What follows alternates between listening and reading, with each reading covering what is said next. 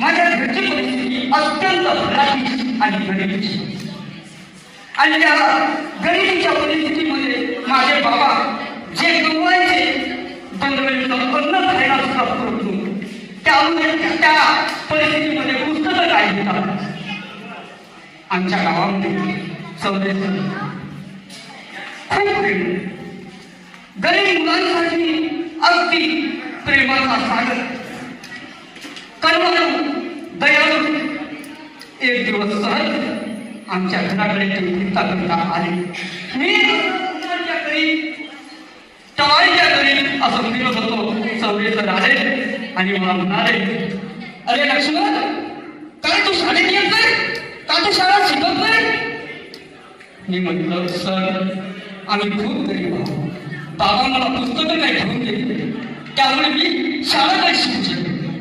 ते चौधरी म्हणाले, अरे बेटा, पुस्तकं घ्या नाही लागत. त्यासाठी आमच्या शाळेमध्ये शासनाच्या वतीने एक योजना राबवली जाते, मोफत पाठ्यपुस्तकं लावायची. त्या योजनेअंतर्गत तुला सर्व पुस्तकं मोफत मिळतील. तू ये उद्यापासून शाळेत. मी गेलो. नवीन नवीन पुस्तकं मला घालली. त्या पुस्तकातील पहिली ओळ वाचताना मला असं वाटलं की अवश्य जरूर माझं आयुष्य बदलेल. झालं. पुस्तकांचा प्रश्न मिळला. आवडता प्रश्न एवढाच असतो. कधी कधी मी उपाशी शाळेत जायचो आणि या परिस्थितीमध्ये असं वाटायची शाळा सोडून गेली. काय ही परिस्थिती, काय ही अवस्था. म्हणून कालांतराने शासनानं पुन्हा एक योजना आमच्या शाळेमध्ये आणली आणि ती मध्यान्ह भोजन योजना नावाची. पोट भरलं आणि पोट सुद्धा चालायला लागलं. दिवसेंदिवस मी त्या शाळेमध्ये अति हुशार, चाणाक्ष सरांच्या मुले आज मला ते दिवस सुद्धा पाहायला मिळाले. त्यानंतर प्रश्न होता कपडे.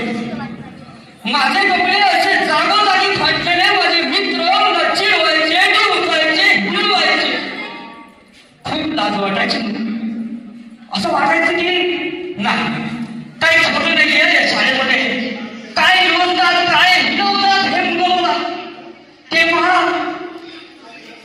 एक योजना शाळेमध्ये आली मित्र, आणि ती योजना होती मोफत गणवेश योजना. आणि त्या योजनेकडून मला नवीन नवीन कपडे मिळाले. कपडे परिधान केलं, आरशात बघितलं आणि असं वाटायला लागलं की हम भी कुछ है, हम भी साफ है. माझ्या शाळेमध्ये आदिवासी अस्वच्छ व्यवसाय करणारे माझे मित्र होते. खूप अगोदर शिक्षणापासून त्यांची अनावस्था, दुरावस्था. त्यांनी शाळा सोडून दिलं. परंतु आमचे चौधरी म्हणजे काय, त्यांची माहिती काय सांगावी. सर प्रत्येक त्यांच्या घरी गेले आणि त्या आदिवासी आणि अस्वच्छ व्यवसाय करणाऱ्यांना त्यांना सांगितलं की बेटा शाळा सोडून नको, तुमच्यासाठी सुद्धा योजना आहे. आदिवासी सौंदर्य जयंती शिष्यवृत्ती नावाची. तुला ही शिष्यवृत्ती मिळेल, तू शिक. त्याप्रमाणे अस्वच्छ व्यवसाय करणाऱ्यांसाठी सुद्धा त्यांनी समजावून सांगितलं की त्यांच्यासाठी सुद्धा शिष्यवृत्ती असते. म्हणून शाळेत जायला लागले. खूप आनंद झाला. कसं 10वी झाली. महाविद्यालयीन शिक्षण घ्यायचं होतं, स्वप्न खूप मोठं होतं. माझी आई म्हणायची की बेटा खूप शिक, बाळा खूप शिक. परंतु परिस्थिती आडवी येत होती. महाविद्यालयीन शिक्षण घ्यायचं कसं, तेव्हा आमचे चौधरी माझ्या घरी आले. माझ्या बाबांना सांगितलं की प्रधानमंत्री छात्रवृत्ती योजना आहे, तिथून तुम्हाला ते पैसे मिळतात. त्यांनी प्रयत्न केलं. माझ्या बाबांना कामाला लावलं. शिष्यवृत्ती मिळाली आणि आज मी इंजिनिअरिंग कॉलेजमध्ये इंजिनिअरिंग करतो आहे.